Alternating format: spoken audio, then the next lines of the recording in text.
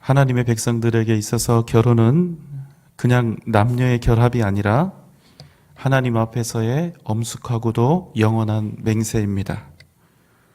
하나님께서 직접 만드신 이 가정이라고 하는 이 공동체를 만드는 가장 거룩한 제도가 바로 결혼입니다. 그래서 결혼은 반드시 하나님 앞에서 서로 간의 맹세로 성립하며 시작이 됩니다. 여러분, 우리가 인생 살면서 자기의 말에 자기가 했던 약속과 맹세에 대해서 제대로 또 온전히 책임질 수 있는 사람이 과연 몇 명이나 있을까요? 우리가 결혼 서약과 맹세를 하고 그렇게 결혼을 했어도 평생토록 다가오는 수많은 유혹과 또 일탈의 가능성들을 우리가 무슨 수로 이겨낼 수 있습니까? 처음에야 당신 없으면 내가 살 수 없어요, 이런 마음이니까, 이 사람 없으면 죽겠다 싶으니까 당연히 자기들의 맹세와 약속으로 내가 이룬 가정과 이 부부의 관계를 지켜갈 수 있을 듯 그렇게 생각을 합니다. 그런데 여러분, 어떻게 됩니까? 그렇게 좋아서 죽고 못 살아서 결혼을 했는데 불과 어떤 커플은 며칠 지나지 않아서 결혼을 후회하기도 하고 환멸과 회의에 빠지기도 하는 것입니다. 여러분, 과연 그런 마음으로 평생 가정을 지킬 수 있을까요? 그것은 지키는 것이 아니라 억지로 버티는 일이 되겠죠. 다른 길이 없으니까, 창피하니까 참고 지내자, 묵과하자, 뭐 이런 상황이 될 수도 있을 것입니다. 그런데 여러분, 결혼은 그런 것이 되어서는 안 됩니다. 결혼할 때의 마음과 결혼해서 지낼 때 그 후의 마음이 달라질 수 있습니다. 처음의 감정과 결혼 생활을 하면서의 감정이 또 달라질 수도 있습니다. 여러분, 그때 우리의 결혼을 유지시켜주고 지켜주는 것은 무엇일까요? 자식 때문에요?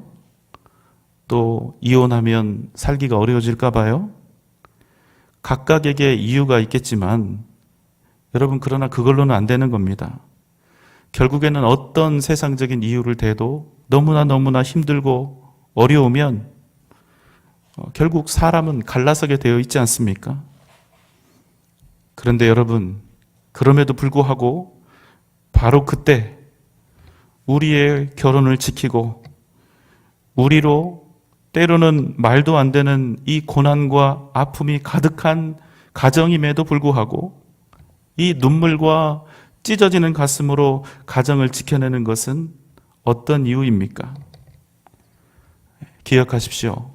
우리의 결혼은 그냥 남녀가 눈이 맞고 좋아하게 된 그 두 사람 사이의 결합이 아니라 살아계신 하나님이 맺어주셨다는 그 믿음 때문에 지켜가는 줄 믿습니다. 그 믿음으로 하나님 앞에서 우리가 한 그 맹세를 지키기 위해서 그저 반려자가 될 사람에게 했던 그 인간적인 약속과 맹세 때문이 아니라 내가 했던 그 맹세가, 결혼할 때 했던 그 맹세가 살아계신 하나님 앞에서 한 맹세이기 때문에, 그래서 그 맹세가 거룩하고 영원한 맹세임을 내가 믿기 때문에 우리는 우리의 가정에 어려움과 환난이 닥쳐와도 믿음으로 가정을 지켜가야 한다는 것입니다. 그런데 오늘 본문 말씀에 이런 이야기가 있습니다. 5장 31절의 말씀입니다. 또 일러스되 누구든지 아내를 버리려거든 이혼 증서를 줄 것이라 하였으나. 무슨 말입니까? 아내가 마음에 안 들면 이혼 증서 하나 써주고 버리라는 것입니다. 여러분, 이게 말이 안 되지요?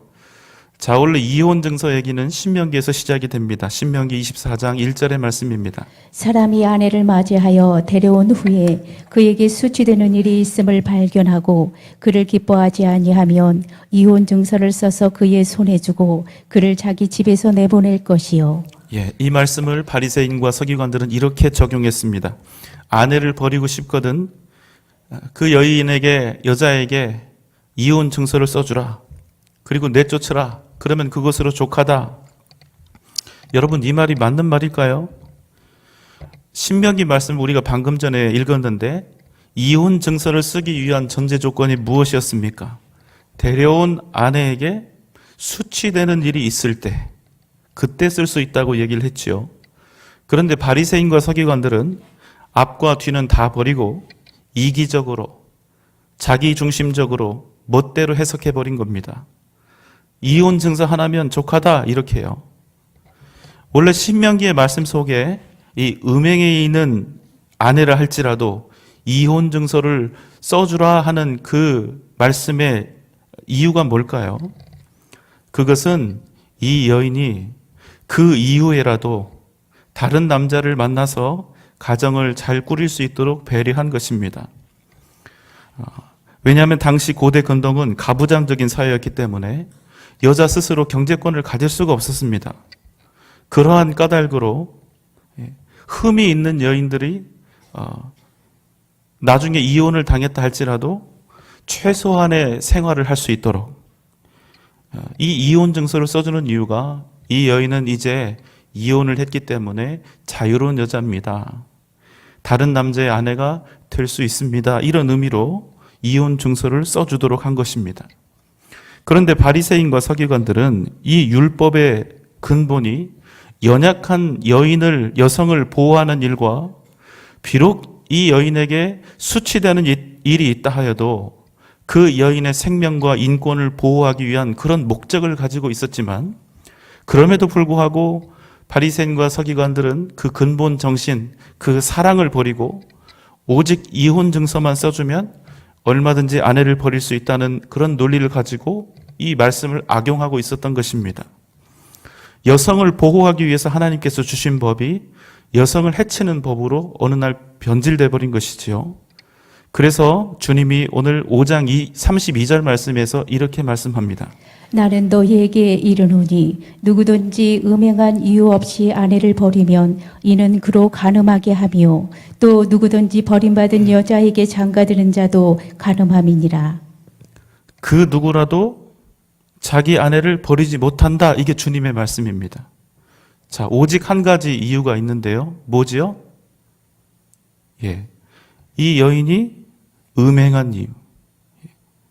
오직 이 한 가지 이유가 아니면 누구든지 절대로 자기의 아내를 버리지 못한다.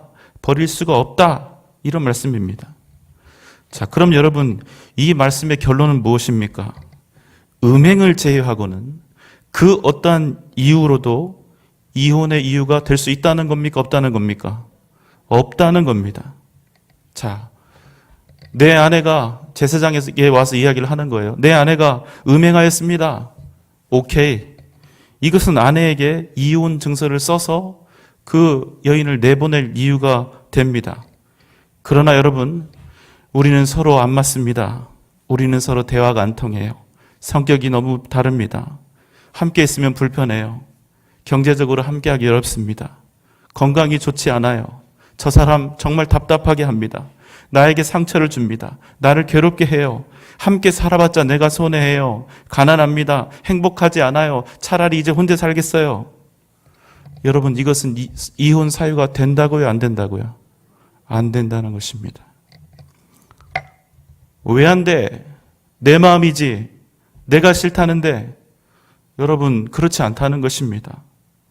배우자의 음행 이외의 다른 이유 때문에 이혼을 하게 된다면 그것은 자기의 반려자, 아내로 하여금, 남편으로 하여금 무엇하게 하는 것이라고요? 간음하게 하는 것, 죄짓게 하는 것. 그러니까 결론적으로 내가 나와 나의 반려자 이 둘에게 큰 간음죄를 짓는 것이나 똑같다는 것입니다. 그러니까 여러분, 중요한 것은 결혼이나 이혼은 절대로 감정으로 해결할 수 없다. 이것은 사명에 관한 것이라는 것입니다.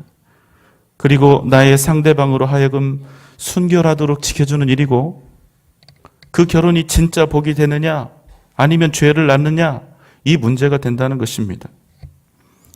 왜냐하면 결혼은 우리 인간이 만든 제도가 아니라 하나님이 만드신 가정을 이루는 가장 거룩한 제도이며 우리의 결혼은 그저 우리끼리 좋아서 결혼하는 것이 아니라 하나님의 인도하심과 하나님의 허락하심 속에서 남자와 여자가 만나 가정을 이루되 누구 앞에서 맹세한 것이니까요? 하나님 앞에서 맹세한 것이기 때문에 성경의 원리는 절대로 깨질 수 없다. 깨지지 않도록 서로 인내해야 한다. 간절히 하나님께 믿음으로 기도하며 그 시간을 믿음으로 인내해야 한다. 극복해야 한다. 이게 성경의 결론입니다. 자, 이런 말씀 들으면 좀 마음이 아프신 분들 계실 수 있겠습니다. 이미 이혼하신 그런 경험이 있는 분들이 혹시 계신다면 여러분 괜찮습니다. 지난 일은 잊으십시오. 지난 일은 우리가 어쩔 수가 없지 않아요? 과거에 매이지 마십시오. 과거 때문에 우리의 미래가 망가지고 불행해지는 것을 절대로 우리 주님이 기뻐하시지 않습니다. 그러나 여러분 기억하십시오. 이제부터는 하나님의 뜻 안에서 굳건히 서야 합니다. 다른 좋은 분이 있다면 만나십시오. 정말 하나님의 인도하심에 대한 확신이 있다면 결혼도 하십시오. 그러나 이제 이 말씀을 기억하십시오. 남편과 아내로 하나님께서 맺어주셨다는 이 말씀이 그저 결혼 주례사에 등장하는 판에 박힌 관례적인 용어나 문구가 아니라 진짜 능력 있는 말씀이요. 반드시 우리가 순복해야 할 진짜 진리라는 사실, 그리고 그 시간 함께 나눈 결혼 맹세는 그냥 맹세가 아니라 살아계신 하나님 앞에서 행하는 거룩한 맹세요 서약이라는 사실을 잊지 않는 것입니다. 성경에서 말하는 맹세는 내가 말한 내용이 진리라는 사실을, 참이라는 사실을, 내가 반드시 지키겠다는 사실을 영원한 능력이며 권세이신 하나님 앞에, 그 이름 앞에 건다는 것입니다. 그래서 맹세의 첫 번째는 자신의 말과 행동이 신실하며 내가 언약한 바를 반드시 이루겠다는 서약을 누구 앞에서 하는 거라고요? 하나님 앞에서 하는 것입니다. 그래서 우리가 하나님 앞에서 하는 맹세는 반드시 지켜져야 하는 것입니다. 구약 성경에서는 맹세에 대해서 이렇게 말씀합니다. 신명기 23장 21절로 23절 말씀입니다. 내 하나님 여호와께 서원하거든 갚기를 더디하지 말라. 내 하나님 여호와께서 반드시 그것을 내게 요구하시리니 더디면 그것이 내게 죄가 될 것이라. 내가 서원하지 아니하였으면 무죄하리라. 그러나 내 입으로 말한 것은 그대로 실행하도록 유의하라. 무릇 자원한 예물은 내 하나님 여호와께 내가 서원하여 입으로 언약한 대로 행할지니라. 예, 말씀을 정리해 보겠습니다. 하나님께 서원한 것이 있으면 지체하지 말라. 하나님께서 내 서원의 이행을 반드시 요구할 것인즉 그 일을 지체하면 그것이 너에게 죄가 된다. 내가 하나님께 서원한 것은 그대로 시행해라. 이런 말씀입니다. 아주 단호한 말씀이죠. 확실한 말씀입니다. 자, 이제 그러면 오늘 주님께서 하신 말씀을 보겠습니다. 마태복음 5장 33절로 36절의 말씀입니다. 또 옛사람에게 말한 바 헛맹세를 하지 말고 내 맹세한 것을 주께 지키라 하였다는 것을 너희가 들었으나 나는 너희에게 이르노니 도무지 맹세하지 말지니 하늘로도 하지 말라. 이는 하나님의 보좌이며 땅으로도 하지 말라. 이는 하나님의 발등상이며 예루살렘으로도 하지 말라. 이는 큰 임금의 성이며 내 머리로도 하지 말라. 이는 내가 한 터럭도 희고 검고 할 수 없음이라. 예, 구약의 말씀과 좀 달라 보입니다. 자, 주님은 맹세에 대해서 뭐라고 말씀하십니까? 구약에서는 헛맹세를 하지 말고 내가 맹세한 것이 있으면 지체하지 말고 주께 지키라 이렇게 말씀을 했는데 주님은 나는 너희에게 이르노니 도무지 절대로 맹세하지 말라. 하늘로도 하지 말고 땅으로도 하지 말고 그 어떤 것으로도 하지 말라. 심지어는 내 머리로도 하지 말라. 내가 그러한들 무엇을 할 수 있겠느냐 이런 말씀이거든요. 그 누구의 이름으로도 그 무엇으로도 그 어떤 신성한 성물로도 절대로 맹세하지 말라. 아예 하지 말라. 이게 주님의 말씀입니다. 그런데 왜 주님은 맹세하지 말라고 말씀을 하실까요? 여러분 맹세해도 괜찮은 거 아닙니까? 또 때때로 필요한 거 아니겠어요? 그런데 주님은 아니라는 것입니다. 왜 그렇습니까? 결국 우리 인간이 하는 모든 맹세가 33절에 나온 헛맹세가 될 수밖에 없기 때문에. 헛맹세. 자, 여러분 한번 생각해 보십시오. 사실은 우리도 많은 맹세를 하고 있거든요. 우리 기도하면서 마지막을 이렇게 합니다. 예수님의 이름으로 기도합니다. 자, 그러면 이걸 굳이 따진다면 누구의 이름으로 맹세하는 거죠? 예. 그러면서 우리가 뭐라고 하냐면 하나님 이렇게 헌신할게요. 저렇게 충성할게요. 맨날 하지 않습니까? 그런데 여러분, 우리가 하나님 앞에 맹세한 것 중에 진짜로 그 맹세대로 제대로 온전히 행한 것이 여러분 과연 몇 가지나 됩니까? 없죠? 여러분, 그래서 문제가 되는 것입니다. 우리가 언제 맹세를 하게 될까요? 어떤 때? 자, 1번 자신 있을 때, 2번 자신 없을 때. 1번입니까? 2번입니까? 예. 좋아요. 제가 예를 들어 볼게요. 제가 누군가에게 얘기를 하는 거예요. 내가 내일까지 5억 줄게, 5억. 그러면 상대방이 이럴 거 아니에요. 웃기는 소리 하지 마라. 응? 네가 무슨 돈이 있다고 내일까지 나한테 5억을 주냐? 그러면 제가 이렇게 얘기를 하는 거예요. 야, 내가 하나님도 걸고 예수님도 걸고 우리 아버지 어머니 다 걸고 맹세할게. 자, 그럼 여러분, 이 둘 사이에 신뢰관계가 있다는 겁니까? 없다는 겁니까? 없다는 거예요. 우리가 하나님 사이에도 마찬가지입니다. 우리가 자신 있을 때 하나님께 맹세하지 않아요. 대부분 내가 충만하고 만족스러울 때 그렇게 하지 않습니다. 우리가 하나님한테 뭔가 대단히 아쉬울 때, 또 뭔가가 대단히 많이 필요할 때, 그것을 하나님께 구할 때 우리가 주로 맹세를 하게 되는 것이지요. 참 신기한 게요. 나에게 어떤 힘이나 능력이 있다면, 그리고 내가 지금 잡고 있는 이 기회가 아주 너무나 확실하고 명확하다면 절대로 이것을 잃지 않을 것 같은 그런 상황에서는 우리가 오히려 하나님 앞에 맹세하지 않습니다. 마냥 하나님이 없어도 다 이룬 것 같고 다 이룰 수 있는 것처럼 자신만만하게 되는 거예요. 맹세 안 합니다. 그런데 왠지 내가 자신이 없거나 내 합리화가 필요하거나 내 변화가 필요할 때는 여지없이 내가 하나님 아들이지 않습니까? 내가 하나님 딸이지 않습니까? 그리고 하나님의 이름과 성경의 말씀을 내게 유리하게 해석하고 들먹이면서 그걸 가지고 맹세를 한다는 거예요. 주님이 이걸 지적하시는 겁니다. 이게 옳으냐? 이게 옳은 일이냐? 주님이 우리 마음을 너무나 잘 아시는 겁니다.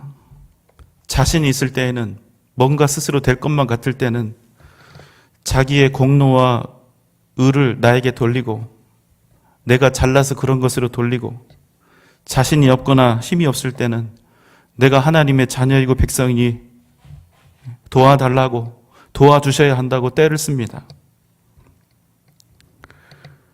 우리는 내 자신이 어떤 일이나 사건에 대해서 상대방에게 신뢰를 주지 못할 때 우리는 내 약속보다 더 큰 뭔가를 걸려고 합니다.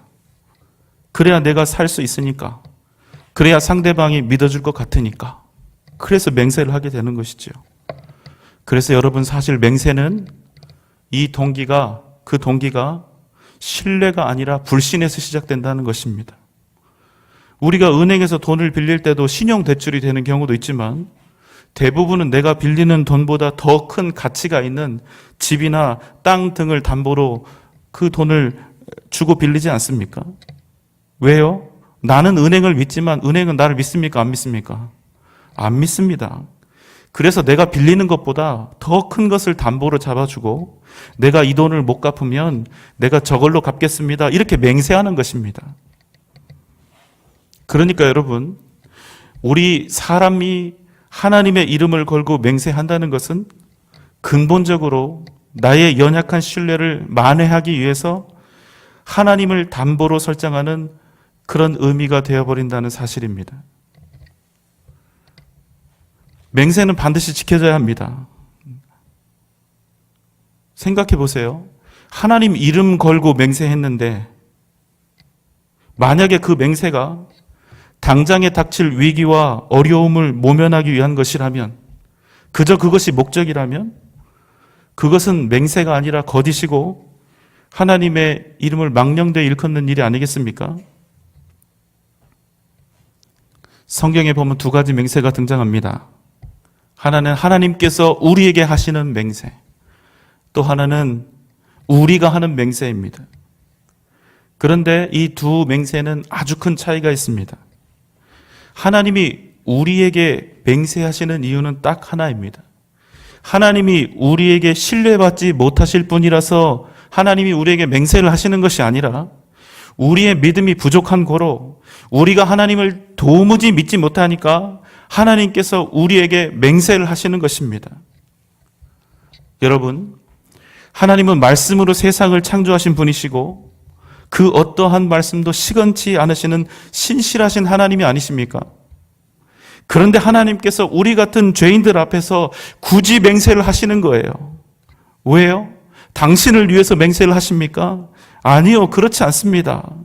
믿음 없는 우리를 위해서 전능하신 하나님, 이 세상에 주권을 가지신 하나님께서 우리 같은 죄인들 앞에서 맹세를 하신다는 거예요.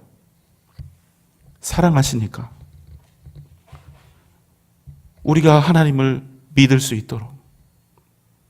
하나님, 당신을 위해서가 아니라 우리를 위해서 당신의 생명을 십자가에 거셨고 그 맹세, 우리를 반드시 구원하시겠다는 그 맹세를 이루시기 위해서 우리에게 기꺼이 생명을 내어주셨다는 사실입니다. 우리로 믿게 하시기 위해서 그리스도의 십자가로 맹세하시고 보증하셨다는 것입니다. 초대교회 때부터 수많은 이들이 예수 이름 때문에, 복음 때문에 핍박을 당하고 순교했습니다. 만약 예수의 십자가로 말미암은 이 천국의 소망, 이 언약의 보증과 약속이 없다면, 하나님께서 우리에게 주신 십자가 구원의 이 맹세가 없다면, 그래서 이 세상이 전부고 다일 수밖에 없다면 우리가 어떻게 하나님을 우리의 구주로 믿을 수가 있고 우리의 모든 상황과 형편에도 불구하고 우리가 저 천국을 소망하며 믿음으로 살아갈 수 있겠습니까? 그런데 여러분, 우리의 맹세는 어떤 성격을 갖고 있습니까? 우리 자신이 서로에게 온전한 믿음을 주지 못한 까닭에 필요한 것입니다. 우리가 하나님께 맹세하는 것은 우리 자신을 믿지 못해서 맹세하는 것이 아니라 우리가 믿고 있다고 고백하고 있는 하나님을 믿지 못해서 맹세하고 있다는 것입니다. 우리끼리도 맹세가 필요합니다. 하나님의 자녀가 되었음에도 불구하고 우리 인간들의 삶은 서로 여전히 믿을 수가 없어요.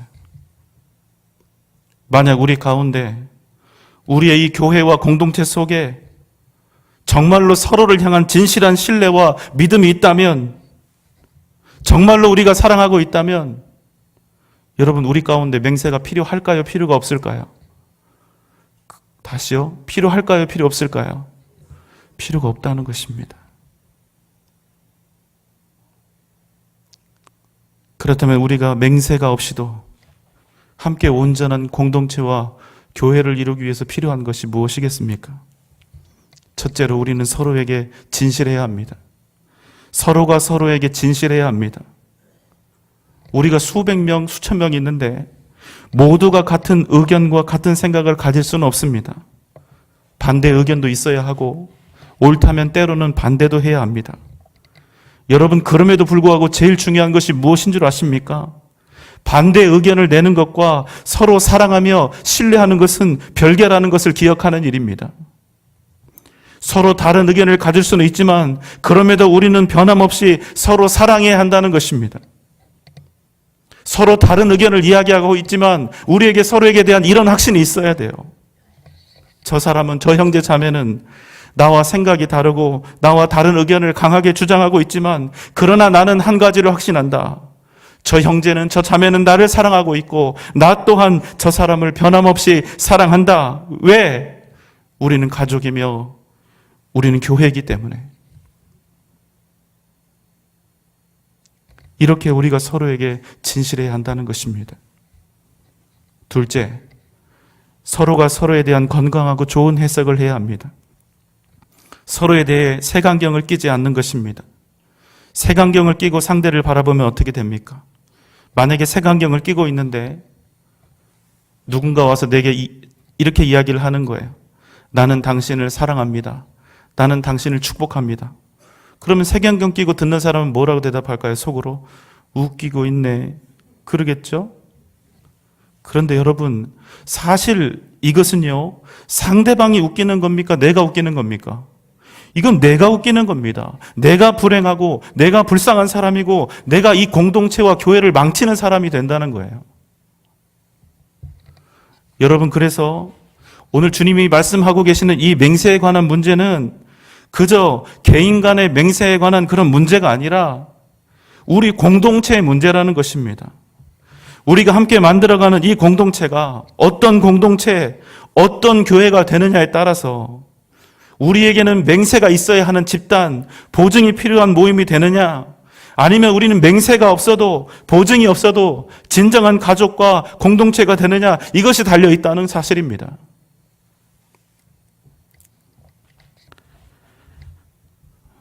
주님께서 이런 공동체를, 이런 교회가 되기를 원하고 계시지 않을까요? 여러분, 우리 각자의 마음이 곁에 있는 형제 자매들을 향해서 어떤 마음과 생각을 가지고 있는지 한번 살펴봅시다. 내 옆에서 예배 드리고 있는 형제 자매를 나는 믿을 수 있습니까? 의견이 달라도, 생각이 달라도 내 곁에 있는 형제 자매를 변함없이 존중하며 여전히 사랑할 수 있습니까? 바로 이게 교회의 성숙도에 관한 문제가 되는 것입니다. 그 교회는 얼마나 성숙한가? 그 교회의 성도들은 얼마나 예수 그리스도의 은혜를 받았는가? 그래서 얼마나 더욱더 하나님께 가까이 나아가고 있는가? 바로 이것으로 결정이 되는 것입니다. 우리가 진실한 사랑과 진실한 마음으로 각자 서로 앞에 서야 된다는 것입니다. 진정 사랑하는 가족이 서로에게 되어줘야 한다는 사실입니다. 그러면 여러분, 우리 가운데는 맹세라는 것이 필요하지 않게 됩니다. 마태복음 23장 16절로 19절의 말씀입니다. 화 있을진저 눈먼 여자여 너희가 말하되 누구든지 성전으로 맹세하면 아무 일 없거니와 성전의 금으로 맹세하면 지킬지라 하는도다. 어리석은 맹인들이여 어느 것이 크냐 그 금이냐 그 금을 거룩하게 하는 성전이냐. 너희가 또 이르되 누구든지 제단으로 맹세하면 아무 일 없거니와 그 위에 있는 예물로 맹세하면 지킬지라 하는도다. 맹인들이여 어느 것이 크냐 그 예물이냐 그 예물을 거룩하게 하는 제단이냐. 하나님께 드린 맹세는 반드시 지켜야 한다. 이것이 구약의 말씀입니다. 그러나 그 당시 예수님 당시 바리새인과 유대인 서기관들은 이 법에 하나님으로 맹세하지 않고 여호와의 성전이나 여호와 하나님께 제사하는 제단 등으로 맹세해도 좋다는 새로운 법을 자기들이 만들어서 붙였습니다. 그리고 거기에 또 하나 단서 조항을 붙여놨는데 하나님이 아니라 성전이나 제단 등으로 맹세한 것은 지키지 않아도 된다는 내용이었습니다. 그러니 얼마나 무차별적이고 무책임한 맹세들이 남발이 되었겠습니까? 나는 여호와의 성전을 두고 맹세합니다. 저는 저 성전 안에 있는 제단을 두고 맹세합니다. 그런데 여러분, 이제 아무도 그 어떤 맹세를 할지라도 지키지 않아도 되는 그런 상황이 된 겁니다. 왜냐하면 어겨도 자기 것도 아닌 성전을 여러분 바칠 수가 있겠어요? 제단을 바칠 수가 있겠어요? 맹세를 안 지켜도 아무런 부담이 없습니다. 얼마나 편합니까? 어쩌면 날마다 우리가 하나님 앞에 드리는 수많은 헌신과 충성의 약속들이 그럴 수도 있습니다.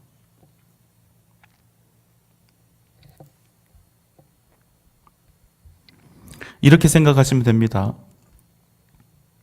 제가 아까도 박찬호 목사님 예로 들었거든요. 만만하니까. 자, 우리 박찬호 목사님 있는데 이렇게 맹세를 하는 거예요. 내가 나 사는 집을 걸고 맹세합니다. 그럼 여러분, 이 맹세를 안 지키면 어떻게 됩니까? 집이 날아가는 거예요. 그런데 박찬호 목사님이 이렇게 맹세를 했다고 생각을 해보세요. 나는 전주 영생교회 전체를 걸고 맹세합니다. 이 맹세를 안 지키면 어떻게 돼요? 아무 일도 안 일어나는 거예요. 무슨 수로 교회를 바칩니까? 그런데 여러분, 맹세하는 사람 중에 성전의 금, 성전의 돈에 대해서 맹세한 사람에 대해서는 그 맹세를 지키지 못할 때는 그만큼의 돈이나 금으로 바쳐야 한다고 바리새인과 서기관들이 가르친 겁니다. 왜 그렇죠? 돈은 얼마든지 뜯어낼 수 있으니까. 자, 그러면 돈으로 맹세한 사람은 맹세를 지킬 수밖에 없습니까? 안 지켜도 됩니까? 꼭 지켜야 되는 거죠. 왜요? 이건 안 지키면 돈을 물어야 하기 때문입니다. 굉장히 웃기는 상황이 벌어진 겁니다.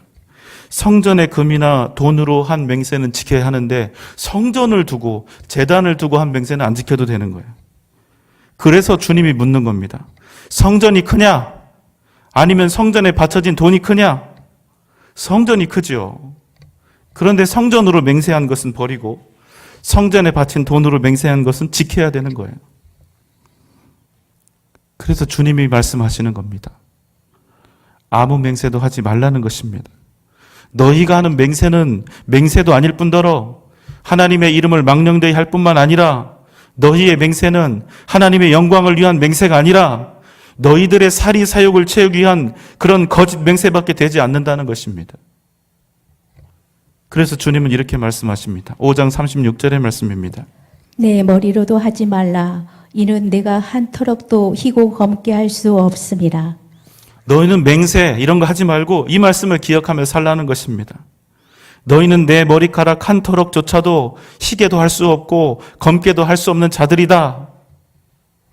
너희들 스스로 장담하면서 이런저런 헌신의 약속들, 충성의 맹약들을 남발하지만 너희 중에 그것들을 온전히 행할 수 있는 사람이 과연 있느냐는 것입니다.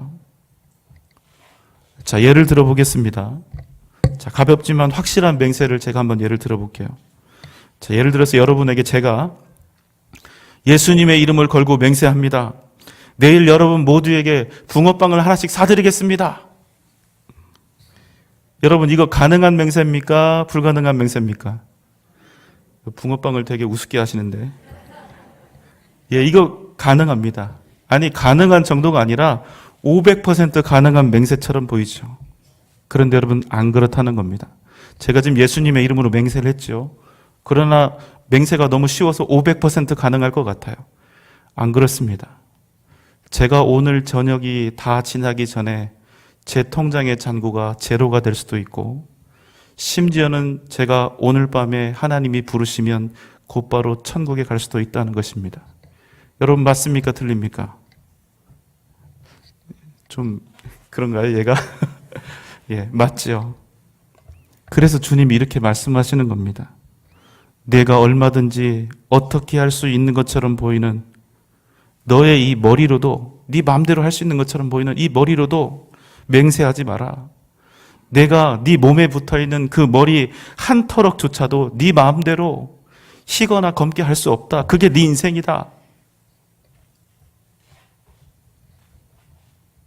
우리 인생들은 먼지와 같이 무력하고 연약한 존재들이라는 사실을 기억하며 살라는 것입니다. 사실은 자기가 연약하고 부족한 존재인 걸 아니까 자꾸만 자기보다 큰 존재인 하나님, 주님 걸고 때로는 어머니, 아버지 걸고 맹세하는 것이죠. 그런데 그게 틀렸다는 것입니다. 우리 인생이, 너희의 인생이 부족하고 연약한 것을 정말로 알았다면 그것을 맹세로 해결하려 하지 말고 지존자 대신 전능하신 하나님을 더욱 의지하며 살라는 것입니다. 온전히 주님을 의지하는 인생이 되라는 것입니다. 이것을 기억하라는 거예요. 너의 인생을 주관하고 계시는 하나님이 계신다는 사실을 잊지 말라는 것입니다. 하룻밤 사이에도, 불과 몇 분, 몇 초 후에도 나에게 어떤 일이 일어날지조차 알지 못하는 자들이 우리 같은 연약한 인생들이라는 사실을 잊지 말고 오직 이 세상의 모든 생사화복을 주관하시는 하나님의 주권을 너의 삶 속에서 인정하며 오직 하나님만을 구하며 바라며 살라는 것입니다. 5장 37절의 말씀입니다. 오직 너희의 말은 옳다 옳다 아니라 아니라 하라. 이에서 지나는 것은 악으로부터 나느니라. 무슨 말입니까? 우리는 그저 하나님 말씀 앞에 그 말씀 안에 거하며 그 말씀에 따라서 옳습니다. 하나님 아멘입니다. 이렇게 오직 말씀에 근거해서 살라는 것입니다. 나를 드러내려 하지 말고 나 옳은 것 주장하려고도 하지 말고 내 유익을 위해서 내가 원하는 것을 얻기 위해서 온갖 방법 다 쓰면서 가벼이 맹세하면서 그렇게 복잡하게 사는 인생 되지 말고 오직 하나님의 말씀의 터 위에서 하나님 바라보며 하나님 믿으며 하나님 신뢰하며 하나님의 인도하심을 구하며 오직 믿음으로 살라는 것입니다. 여러분, 우리의 삶이 견고해지고 우리의 인생이 자신감과 담대함으로 넘쳐나는 것은 우리가 지금 손에 있는 쥐고 있는 이 힘이나 능력에 있지 않습니다. 내가 가진 것으로 심지어는 하나님의 이름을 나의 보증과 맹세로 삼아서 이용하여도 그것으로는 우리의 존재가 공고해지지 않는다는 것입니다. 오히려 허무해집니다. 오히려 하나님 앞에 당당하지 못한 헛된 인생을 살아가게 된다는 것입니다. 여러분 기억하십시오. 우리의 힘과 능력은 오직 예수 그리스도께 있습니다. 우리는 하나님을 이용하는 사람이 아니라 그래서 하나님을 섬기고 하나님의 영광을 위해 존재하는 믿음의 사람들이 되어야 한다는 사실입니다. 주님의 말씀 앞에 그 말씀 안에 거하며 아멘 아멘 하며 믿음으로 나아가는 사람들이 되어야 한다는 것입니다. 그러면 우리 주님께서 우리의 삶에 진정한 인생의 만족과 기쁨이 반드시 넘치게 하실 줄 믿습니다. 오직 믿음으로 주님 구하며 오직 주님만 구하며 살아가는 복된 저와 여러분의 삶이 되시기를 주님의 이름으로 축원합니다. 기도하겠습니다.